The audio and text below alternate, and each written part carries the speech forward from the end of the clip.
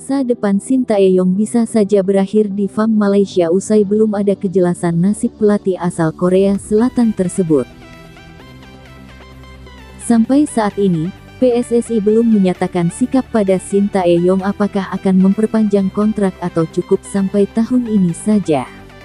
Jika tak ada perpanjangan kontrak, maka Sintayong bisa saja segera melakukan pembicaraan dengan Federasi Sepak Bola negara lain dan Malaysia bisa saja menjadi tujuannya. Sintayong menjadi incaran banyak negara usai mengatrol ranking sepak bola timnas Indonesia di dunia dan kembali disegani.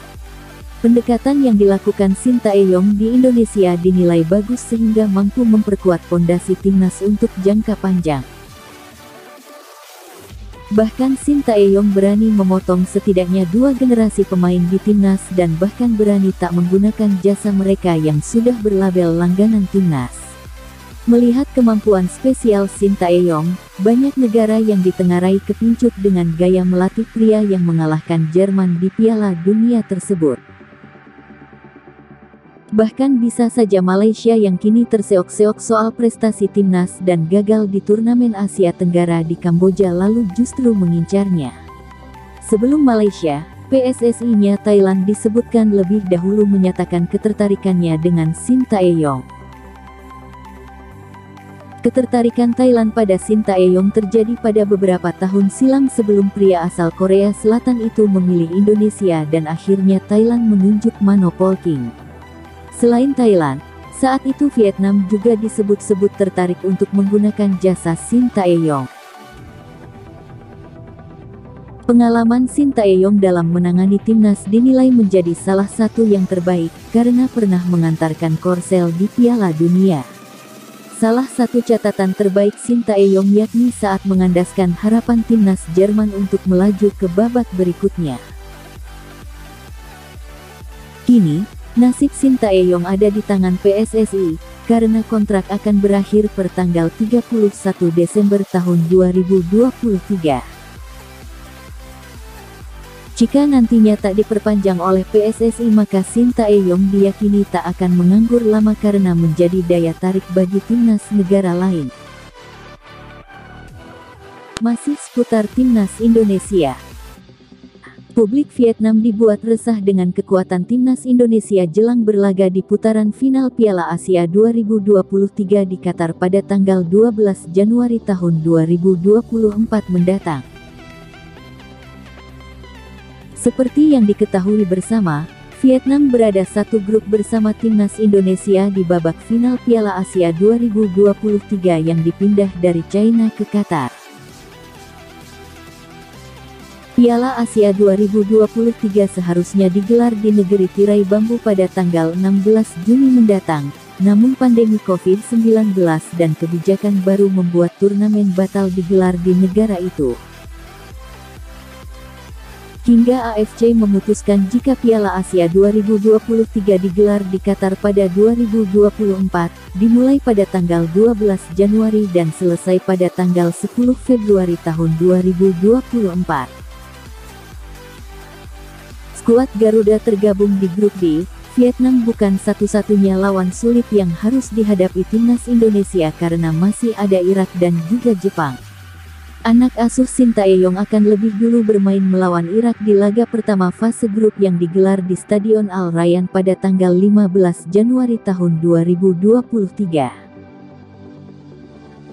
Setelah itu Vietnam di Stadion Abdullah bin Khalifa pada tanggal 19 Januari barulah melawan Jepang pada tanggal 24 Januari di Stadion Ahmad bin Ali. Dari 24 kontestan, hanya 16 tim yang bakal lolos ke babak selanjutnya dengan rincian 6 juara grup, 6 runner-up dan 6 peringkat 3 terbaik. Vietnam sebenarnya penuh percaya diri menatap fase grup Piala Asia 2023, apalagi melawan timnas Indonesia yang di mata mereka sebagai tim lemah. Akan tetapi rasa percaya diri Vietnam perlahan luntur, dimulai saat timnas Indonesia menunjukkan keperkasaan di SEA Games 2023. Menghancurkan Vietnam dengan 10 pemain di babak semifinal dengan skor akhir 3-2, ditambah kini Shin Tae-yong mendapat amunisi baru berupa pemain keturunan. Para pemain keturunan itu bakal lebih dulu memperkuat timnas Indonesia di laga FIFA Matchday melawan Palestina tanggal 14 Juni dan Argentina tanggal 19 Juni. Kondisi ini ternyata membuat publik Vietnam ketakutan setengah mati, khususnya terhadap wajah-wajah baru di skuad timnas Indonesia. Para pemain keturunan dengan latar belakang sepak bola Eropa yang sangat kental, sangat berbeda dengan pemain naturalisasi terdahulu.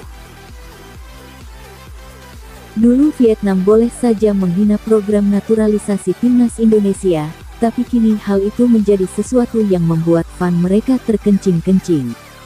Saat dihadapkan dengan timnas Indonesia dengan sederet pemain keturunan yang berhasil dinaturalisasi, seperti untuk Piala Asia 2023 mendatang. Vietnam bakal kesulitan saat Indonesia memanggil 7 pemain naturalisasi, tulis Soha.vn. Skuad Indonesia diprediksi bakal membawa komposisi pemain yang diturunkan saat melawan Argentina dengan para bintang naturalisasi di Piala Asia 2023. Untuk mempersiapkan 2 laga FIFA Matchday, Shin Tae-yong memanggil 26 pemain yang 7 diantaranya merupakan pemain naturalisasi. Di antaranya Ivar Jenner, Rafael Struijk, Jordi Amat, Sandy Walsh, Sain Patinama, Stefano Lillipali dan Mark Klok. Para pemain inilah yang bakal membuat Vietnam mati kutu di Piala Asia 2023, imbuh mereka.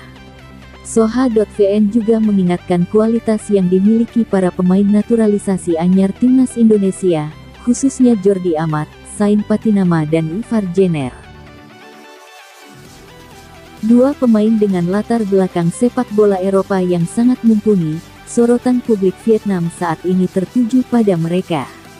Para pemain yang disebutkan di atas tumbuh dari Belanda, Belgia, dan Spanyol, tulis Soha.vn lagi.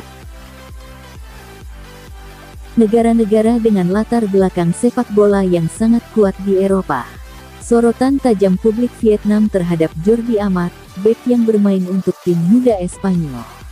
Dan 2 pemain lain, Ivar Jenner serta Sain Patinama yang bermain untuk tim muda Ajax, imbuh mereka.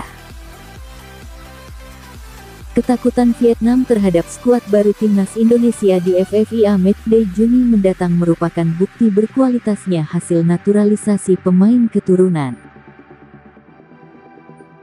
Jika dulu program ini dipandang sebelah mata karena banyak menghasilkan produk gagal, kini masyarakat sepak bola tanah air tengah optimis dengan itu.